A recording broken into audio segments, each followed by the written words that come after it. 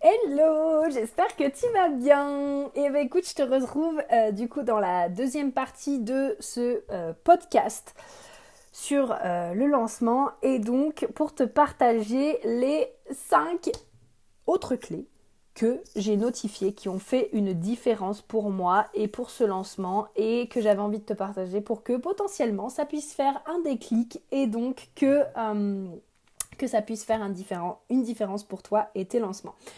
Si jamais tu n'as pas écouté les 5 premières clés, je t'invite à le faire. Donc je pense que ça va être le podcast juste avant.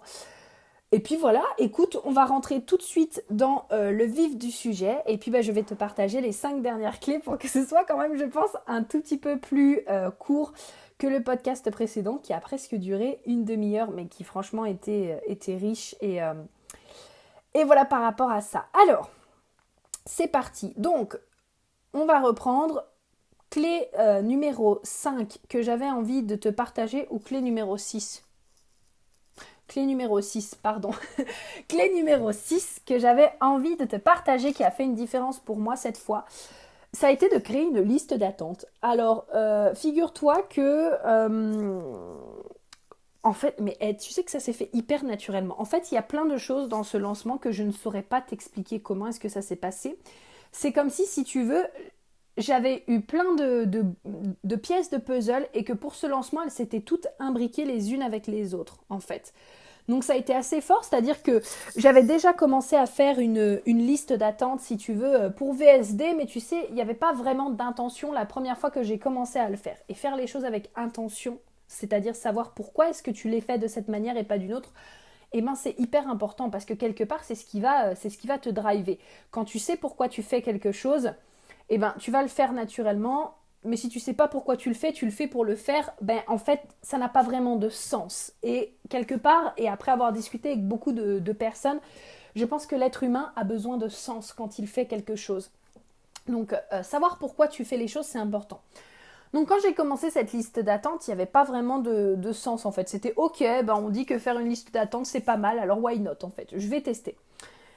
Et avant le lancement, je ne sais pas pourquoi, j'ai eu comme cette révélation en mode prudence, fais une liste d'attente et les personnes qui s'inscriront à la liste d'attente, elles auront 2 jours supplémentaires pour s'inscrire et donc potentiellement pour pouvoir s'inscrire à l'accompagnement.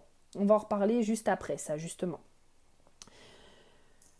Et ça, c'était ouf en fait, parce que je me suis dit, ok, et là, je commençais enfin à avoir un pourquoi. Le pourquoi, c'est devenu du coup, ok, ben, les personnes qui vont s'inscrire sur la liste d'attente, c'est génial parce qu'elles auront 2 jours supplémentaires pour pouvoir s'inscrire au programme et donc de pouvoir bénéficier du cadeau qui était l'accompagnement. Et là, pour moi, ça avait du sens. Et là, ben, j'ai vraiment commencé à remplir en fait ma liste d'attente et avoir de plus en plus de personnes qui se sont inscrites tout en donnant ben, justement les informations au fur et à mesure. Donc pour moi, vraiment cette fois, faire une liste d'attente, ça a été vraiment quelque chose de génial.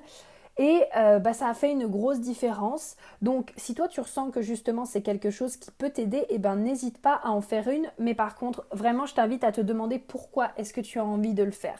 Parce que ça va être extrêmement important. Du coup, dans la même vibe, pour moi, ça revient clé numéro 7, ça revient aussi à être à ton écoute. Pourquoi est-ce que je te dis ça? Parce que, comme je te dis, beaucoup de choses que j'ai fait pendant ce lancement, c'est des choses que je n'avais pas prévues. C'est-à-dire que à la base, ouais, comme je te dis, j'avais fait une liste d'attente, mais j'avais pas prévu de la continuer. J'y voyais pas l'intérêt. J'avais pas non plus prévu d'offrir un cadeau et donc d'offrir cet accompagnement qui est tombé sous le sens comme ça parce que plusieurs personnes me disaient Prudence, j'aimerais comprendre comment mon human design fonctionne et donc j'aimerais savoir comment est-ce qu'on l'utilise dans la vie de tous les jours parce que faire une analyse c'est génial mais derrière en fait comment est-ce que maintenant je fais dans ma vie de tous les jours et c'est juste tombé sous le sens. C'est juste comme si, comme je te dis, il y a des pièces de puzzle qui se sont imbriquées et que je me suis dit ok, j'ai envie de faire un accompagnement, tout simplement. Et là aussi, je dirais que c'est la différence, c'est être à l'écoute de toi parce que on change tout le temps, on est tout le temps en constante évolution et donc la personne que tu étais hier n'est plus la personne que tu es aujourd'hui. Et peut-être que hier tu n'avais pas d'idée et qu'aujourd'hui tu as une idée. Donc c'est t'autoriser au changement, t'autoriser à ce qu'il y ait des choses qui peuvent potentiellement popper dans ta tête comme ça et que tu te dises oh my god, c'est pas explicable, je sais pas comment l'expliquer mais je sais que c'est ça que j'ai envie de faire. Donc vérifie toujours aussi avec ton autorité pour être sûr que c'est aligné sur l'instant T, le maintenant. Mais si c'est validé, et ben en fait fais-le. Tu vois vraiment, fais-le, soit à l'écoute de toi, soit à l'écoute de ce qui est juste pour toi, et également soit à l'écoute de ce que tu as envie. Et ça revient un petit peu à ce que je te disais juste avant avec la liste d'attente. Si tu es dans le « oh, il faut que je fasse une liste d'attente parce que ma mentor m'a dit de faire une liste d'attente » ou parce que Prudence a dit dans ce podcast qu'elle avait fait une liste d'attente, alors moi aussi je dois en faire une pour réussir, mais en fait ça va pas marcher. Ça va pas marcher parce que les « il faut » et les « je dois », à quel moment est-ce que tu as envie, franchement, non mais soyons sincères, toi et moi, une minute. À quel moment est-ce que tu as envie de faire quelque chose quand tu te dis « il faut que, je dois ». Oh, mais moi, ça me rend dingue. Hein. Moi, dès que j'utilise le mot « il faut » et « je dois », direct, je me corrige mon vocabulaire parce que c'est pas possible. Je n'ai rien envie de faire quand je mets « oh oui, là, il faut que je réponde aux mails ». Oh non, mais j'ai pas envie du coup parce que j'ai l'impression que c'est une corvée. Donc du coup, en fait, maintenant, je change mon vocabulaire et quand je sens que je me commence à me dire des choses comme « il faut », je me dis « ok, mais concrètement, de quoi j'ai envie ?» De quoi j'ai envie. Et tu vois, c'est ça, c'est que j'ai reçu mes intuitions et qu'au lieu de me dire « ah, peut-être ce sera pour le prochain lancement » ou « peut-être c'est pas le bon moment » ou « peut-être que là », je me suis dit « mais de quoi j'ai envie ?» J'ai envie de proposer cet accompagnement en cadeau. Ouais, bah cet accompagnement, il a une valeur énorme parce que bah, ça reste quand même un accompagnement en plus d'une formation, mais j'ai envie de le proposer en cadeau en fait. J'ai envie d'offrir cette opportunité aux personnes, aux 8 premières personnes qui vont s'inscrire. Donc vraiment, reste à l'écoute de toi, fais-toi confiance. Aussi pour moi, il y a une grosse partie dans cet aspect d'être à l'écoute de toi, de te faire confiance et de t'autoriser à être flexible, j'ai envie de dire. Flexible dans le sens où si tu reçois justement des informations ou si tu as des intuitions, si ton sacral te parle ou ton émotionnel ou ton instinct ou peu importe ton autorité où tu reçois des infos et tu te dis « oh my god, ce serait génial de faire ça », fais-toi confiance et sois à ton écoute. Vraiment parce que je te jure que ça va faire une différence. Et du coup, ça vient aussi avec une des clés que j'avais envie de partager avec toi qui est la 8e clé qui est donner beaucoup et partager avec le cœur. Je pense que tu le vois, mais personnellement, je me considère comme ça. Je suis une personne qui donne énormément. Vraiment, je pourrais donner en fait tout le temps. Je donne d'ailleurs tout le temps. Je ne peux pas m'en empêcher, c'est plus fort que moi. C'est-à-dire que on peut être même par exemple à un café avec une amie, elle a une problématique, je vais lui poser des questions de coaching. Voilà, je suis assez intense en fait. Une personne vient me parler comme ça, tout de suite limite j'ai envie de lui dire ok, je regarde ton design, attends, qu'est-ce qu'on peut faire ensemble? Je suis naturellement comme ça, j'adore donner, j'adore. Enfin j'aime contribuer, je pense que c'est ça, c'est parce que vraiment une de mes valeurs c'est la contribution, c'est la différence que je peux faire dans ce monde et pour moi ça passe aussi par cet aspect de donner. Donc c'est pour ça que je te dis donne beaucoup mais avec le cœur, partage avec le cœur, c'est-à-dire encore une fois, ne donne pas parce que Prudence a dit dans son podcast qu'elle donnait beaucoup et donc pour réussir, tu dois beaucoup donner. Encore une fois, c'est une croyance. Moi, c'est une croyance qui vient soutenir ma réussite, donc c'est parfait. Si toi, cet aspect de donner beaucoup, c'est pas une croyance qui vient soutenir ta réussite, ne la prends pas. Encore une fois, prends ce que tu as besoin de prendre.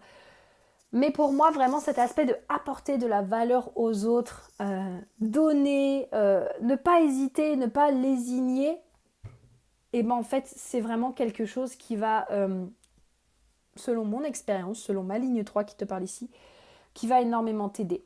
D'une part, parce que ça va te permettre de créer de la crédibilité. Par exemple, moi sur mon Instagram, franchement, tu regardes mon Instagram, mais tu as une mine d'or devant tes yeux. Hein. Enfin, sur le Human Design, si tu prends le temps de regarder chacun de mes posts, je te jure que tu as une mine d'or. D'une part, donc, ça te crée de la crédibilité. Ensuite, ça te crée également des expériences. J'en discutais justement avec une de mes clientes, et elle a sorti un service. Et en fait, pour son service, elle n'a pas eu d'inscrite. Par contre, elle a eu une de ses amies qui lui a demandé pour participer. Et donc du coup, au lieu de dire « oh non, j'ai pas eu d'inscrite, j'ai pas été payée, finalement, je vais pas le faire », et ben ce qu'elle s'est dit, c'est que « ok, ce que je vais faire, je vais tester avec mon amie et voir comment ça se passe pendant l'atelier ». Et ça, c'est génial parce que d'une part, ça te permet toi de te tester. Et aussi, ça te permet en fait d'avoir quelque part des témoignages. Alors, ça ne veut pas dire non plus, fais tous tes services gratuitement, d'accord? C'est pas ça que je veux te dire. Il y a un juste milieu, encore une fois, à trouver. Mais en fait, ne lésine pas sur le fait de donner. Toujours aussi en pensant à te donner à toi, parce que moi, c'est vrai que j'ai tendance parfois à m'oublier et je donne tellement aux autres que ce soit de mon temps ou mon énergie, que des fois je m'oublie. Mais maintenant, je travaille vraiment dessus pour prendre à la fois du temps pour moi et poser mon cadre et également être présente pour les autres. Parce qu'une de mes valeurs, pareil, ou en tout cas quelque chose qui est très important pour moi, c'est que quand je suis présente pour les personnes, je le sois vraiment à fond en fait, et donc que mon énergie soit là. Et donc pour ça, c'est important que justement je prenne soin de mon énergie. Mais par contre, voilà, donner, donne, kiffe, fais-le avec le cœur, donne ce que tu as envie de donner. Et il y a une phrase aussi qui moi m'a énormément aidée, c'est vraiment, tu sais, cet aspect de qu'est-ce que tu pourrais faire toute ta journée sans être payé en fait. Qu'est-ce que tu pourrais faire toute ta journée sans être payé tellement tu aimes ça? Et moi, il y a deux choses. Il y a pratiquer des langues et il y a parler du human design en fait. C'est vraiment des trucs que je pourrais faire à longueur de journée. Genre, je pourrais être interprète toute la journée sans être payée. J'en aurais rien à foutre tellement j'aime ça en fait. Et là, si tu as écouté mon podcast numéro 1, ça rejoint mon pourquoi en fait. Ça rejoint mon gros pourquoi de j'aime tellement en fait que les gens se comprennent entre eux et que de comprendre les gens et que eux-mêmes se comprennent que du coup, je peux vraiment en parler pendant des heures. Donc si c'est une question qui peut t'aider vraiment et t'orienter, c'est franchement de quoi est-ce que tu pourrais parler pendant des heures ou qu'est-ce que tu te verrais faire toute une journée pour laquelle tellement tu kiffes ça que tu n'aurais pas besoin d'être payé pour le faire en fait. Tu vois? Donc voilà. Vraiment, ça c'est une de mes clés, clé numéro 8, kiffer beaucoup. Enfin voilà, donner, kiffer, ne pas hésiter. Ensuite, on arrive du coup à nos deux dernières clés. Alors, ma clé numéro 9, c'est vraiment cette fois, alors là encore, ça a été vraiment fait avec le cœur et avec sincérité parce que c'était pas quelque chose que j'avais prévu, mais ça a été faire une bonne promotion avant mon lancement. Une bonne promotion, du teasing, des posts. Je crois que j'avais commencé, je me le suis noté environ 2 semaines à l'avance, notamment pour la masterclass, mais c'était pas du tout dans ma stratégie marketing. Encore une fois, pour moi, c'était juste des pièces de puzzle, c'est-à-dire que je savais quand même que les gens ont besoin de voir plusieurs fois une information. En général, on dit que les personnes ont besoin de voir 7 fois une information avant de passer à l'action, 7 fois comme le chiffre 7. Donc du coup, c'est comme si finalement je me disais, ok, j'ai trop envie qu'il y ait plein de monde à ma masterclass. À la base, c'était vraiment ça, genre j'ai trop envie qu'il y ait plein de gens à ma masterclass. Et du coup, je vais parler de ma masterclass tout le temps en fait. C'est-à-dire dans mes stories, j'en parlais. Quand je faisais un post, à la fin, je parlais de ma masterclass. Quand je faisais un Reels, à la fin, il y avait justement masterclass gratuite en bio. Tu vois, c'était vraiment du teasing, c'était vraiment de la promotion. Mais c'était pas du tout quelque chose que j'avais prévu en mode marketing, en mode tout ça. C'est vraiment quelque chose qui est venu avec le cœur, encore une fois, parce que j'avais envie qu'il y ait plein de gens à ma masterclass, parce que j'avais envie de faire une super masterclass, tu vois. Et finalement, j'ai fini avec plus de 150 personnes à ma masterclass. Donc, du coup, voilà, c'est vraiment cet aspect d'avoir en tout cas une bonne promotion avant, mais je dirais même, n'hésite pas à répéter en général aux gens. C'est-à-dire que oui, quand tu vas avoir un lancement, forcément, le répéter que tu as un service là qui est en vente, répéter que tu as peut-être une masterclass ou quelque chose en particulier qui arrive, c'est normal. Mais si tu fais bien ton travail au quotidien, c'est-à-dire que dans tes posts de blog, dans tes podcasts, dans tes vidéos, peu importe la manière dont tu choisis de communiquer, régulièrement tu parles à ta communauté de ce que tu fais, comment ça fonctionne, pourquoi est-ce que c'est important, comment est-ce que ça peut changer leur vie, comment est-ce que ça peut les aider, que tu le fais en plus de ça avec le cœur, ta communauté quelque part elle sera déjà habituée. Tu vois, tu n'auras plus qu'à faire entre guillemets un peu la promo pour ce qui s'en vient, soit pour le service vraiment en question, soit pour la masterclass, pour que les personnes s'inscrivent, ou pour autre chose. Mais tu n'auras plus ce travail entre guillemets, on appelle ça un peu l'éducation. Tu sais, tu n'auras plus ce travail d'éducation à expliquer pourquoi est-ce que la personne devrait s'inscrire à la masterclass, etc., etc., parce que les personnes, elles te suivent déjà, donc elles comprennent aussi quels vont être les bénéfices pour elles de s'inscrire à ce que tu fais et à ce que tu proposes. Et d'ailleurs, moi, si tu regardes mes pages d'inscription ou même mes pages de présentation, mes pages de vente, franchement, il y a 3 lignes dessus. Enfin, moi, maintenant, j'y vais vraiment à l'essentiel parce que je suis tellement tout le temps en train d'incarner et de parler de ce que je fais parce que je kiffe qu'en fait, les gens, ils sont en permanence là-dedans. Enfin, les gens qui me suivent, comme toi, par exemple, tu vois, tu es en permanence dans ce que je fais. Et donc, j'ai pas besoin de remettre à chaque fois à quoi ça sert, pourquoi je le fais, etc. Donc, au-delà, je dirais, d'une bonne promotion, c'est également en permanence, en fait, éduquer ta communauté, faire des rappels réguliers. Et puis, en fait, pour moi, ça revient à partager ce que tu kiffes faire, tout simplement. Dans le sens où, moi, je me demande pas, est-ce que je devrais encore éduquer ma communauté sur qu'est-ce que le human design? Si à un moment donné, je vois que j'ai beaucoup de questions et que j'ai envie de réexpliquer qu'est-ce que le human design, je vais refaire un post par pur plaisir, en fait. Si je vois que j'ai des questions mais que j'ai pas envie, je vais pas le faire.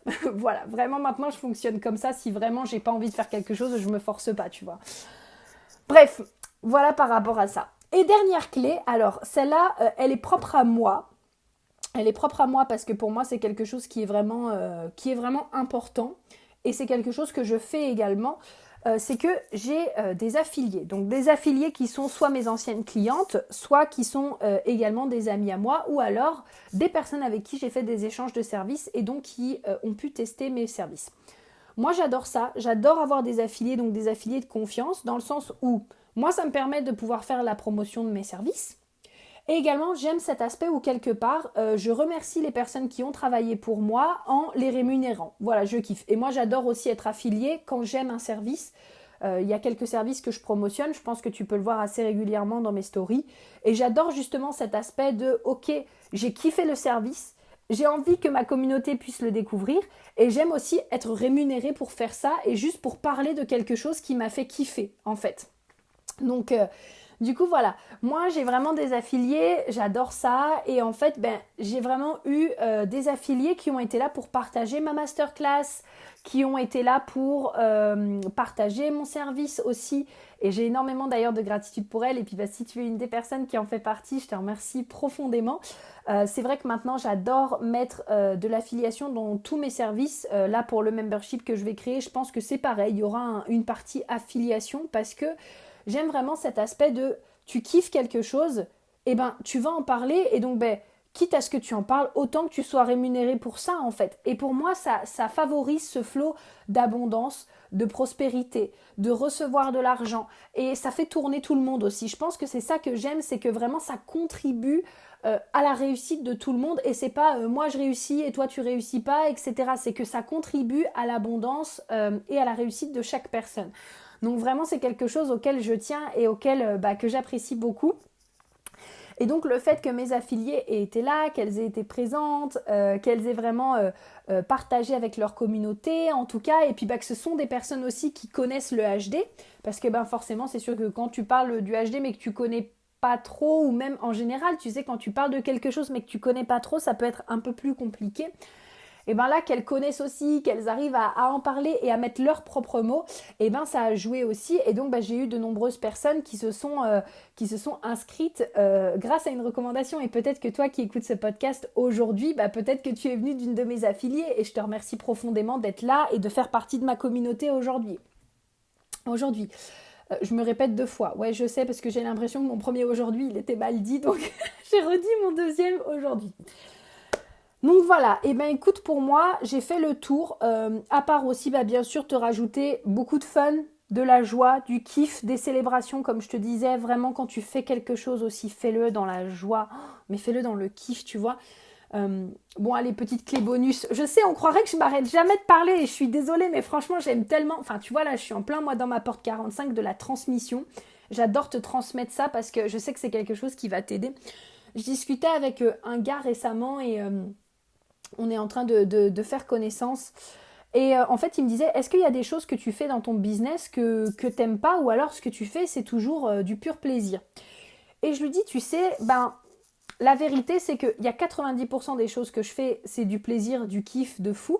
Et 10%, il y a des fois, voilà. Mais en fait, ce que je fais, c'est que, tu sais, quand je me retrouve face à une situation, c'est soit je subis la situation, soit je la change, soit je change ma perspective, en fait. Donc, moi maintenant, je suis plus dans cette mentalité de oh là là, pour faire ça, je dois travailler 50 heures. Oh là là, si je veux faire un super lancement, faut que j'envoie 10 mails. Qu'est-ce que ça me fait chier, mais franchement, j'aime pas. Oh là là, mais il y en a qui réussissent et qui font des podcasts. Alors moi, je dois faire des podcasts aussi, mais ça me fait chier parce que j'aime pas parler. Je suis plus du tout dans cette dynamique-là. En fait, moi maintenant, je change l'histoire que je me raconte par rapport à quelque chose. Et je t'avoue que je choisis aussi une vie où je fais que ce que j'aime. Voilà, vraiment, c'est vraiment le choix que j'ai décidé de prendre. Et donc, quand je vends un service, quand je parle d'un service, quand je fais quelque chose, je me demande toujours, est-ce que j'en ai envie? Est-ce que ça va m'apporter de la joie? Est-ce que ça va m'apporter du kiff? Si je vois que ça ne m'apporte pas de joie, ok, ben, pourquoi dans ce cas est-ce que je le fais? Pourquoi est-ce que je m'inflige de faire un truc qui m'apporte pas de joie? Ok. Soit du coup là je constate que potentiellement c'est quelque chose que j'ai entendu, comme par exemple, comme je te disais dans le premier podcast, mettre un prix élevé, mais ça m'apporte pas forcément de joie de le faire. Donc du coup pourquoi est-ce que je continue de le faire? Ok. Soit potentiellement parce que j'ai des croyances limitantes moi-même et donc je m'impose ça. Par exemple, oh non mais je suis dure avec moi-même et je me force à faire des trucs. Donc voilà, je me suis créé une vie jusqu'à maintenant où je me force à faire des trucs. Donc je continue de me forcer à faire des trucs. Tu vois, un petit peu le genre. Donc du coup, quand je vois qu'il y a quelque chose comme ça qui se passe, eh ben en fait je le change tout simplement. Je me dis ok bah ça me plaît pas. Qu'est-ce que je peux faire d'autre? Qu'est-ce que j'ai envie plutôt de faire d'autre à la place qui m'apporterait du kiff et de la joie? Tout simplement. Donc par exemple, si je suis quelqu'un qui... Ah, les mails. Tiens, je vais te donner cet exemple-là. J'ai mis ça dans le mail que j'ai envoyé à ma communauté et que sûrement tu as reçu. À la fin du mail, j'ai dit, bah écoute, je ne vais pas m'éterniser à te faire un roman parce qu'en fait, en toute sincérité, écrire des mails, j'aime pas forcément ça. Je sais que on explique en marketing que c'est important et c'est vrai, oui, c'est bien d'avoir une communauté. C'est bien aussi d'avoir une communauté via email parce que si un jour Facebook ou Instagram ou YouTube vient fermer, eh ben tu as ta base de données email et donc ton activité peut continuer à prospérer. Ça, je n'en doute pas. Mais j'aime pas écrire des romans en fait. Et je me rends compte à quel point pendant longtemps je me suis forcée à écrire des romans parce que j'avais cette sensation que pour créer de la connexion avec ma communauté, j'étais obligée de passer par des emails, que si je voulais vendre, je devais passer par mes emails. Enfin, bref, tu vois, c'était vraiment des croyances. Et donc, je le faisais, mais c'était pas un pur plaisir. Et donc là, j'ai décidé de choisir en fait juste de kiffer et de dire à ma communauté, bah écoute, je vais pas m'éterniser là-dessus. J'ai même pensé à te faire des audios pour ton email au lieu de t'envoyer un email. Et voilà, point en ligne. Si tu veux connecter avec moi, tu peux me retrouver sur Instagram, podcast et vidéo. Voilà, point. Ça m'empêchera pas d'envoyer un email de temps en temps. Mais au lieu de me forcer à faire quelque chose que je n'aime pas, j'ai choisi de faire autre chose qui me permet de kiffer et d'être authentique vis-à-vis de moi et vis-à-vis de ma communauté. Et bien sûr, il y a quand même des fois que, entre guillemets, on est obligé de faire. Il y a les non négociables et qui peut-être nous apportent pas du kiff. Je sais pas, comme de l'administratif. L'administratif, c'est des choses qui reviennent souvent. Et bien là, plutôt que de continuer, tu vois, à le faire en mode « Oh, ça me saoule, mais j'en ai marre », et bien c'est de changer la perception que j'ai par rapport à ça. Plutôt que de me dire « Oh non, j'ai encore une facture à faire, ça me saoule ». Oh non, j'ai encore ça à faire, ça m'énerve parce que j'aime pas le faire. Et bah tout simplement, je me dis, bah c'est génial, je fais une facture supplémentaire. Ça veut dire que mon business est en train de grandir, ça veut dire que je me rapproche de la société, ça veut dire que mon business croît et que je touche de plus en plus de monde et que mon chiffre d'affaires augmente. C'est fantastique. En fait, j'ai choisi de me raconter une autre histoire, tout simplement. Et également, je crée un environnement dans lequel ça me permet de pouvoir kiffer. C'est-à-dire que mes factures, je vais peut-être les faire avec de la musique, genre Dynamite, des BTS. Bon, après, je suis plus concentrée du coup sur la musique que sur ce que je fais, donc du coup, je mets la version instrumentale. Voilà, par exemple. Mais c'est vraiment de trouver quelles sont les manières avec lesquelles tu peux faire les choses et kiffer en faisant les choses. Sans être obligé d'être là et d'y aller à reculons et de te forcer et de blablabla. Mais vraiment de te dire, ok, j'ai envie de me créer une vie de kiff où je suis dans le kiff et dans la joie. Donc si ça, je n'aime pas le faire, qu'est-ce qui me donne envie et qu'est-ce que j'ai envie de faire à la place qui m'apporte de la joie. Et quand il y a des non négociables, ok, il y a des non négociables, comment est-ce que je peux faire cette chose dans la joie et quelle histoire est-ce que je peux me raconter à la place pour que ça me fasse kiffer.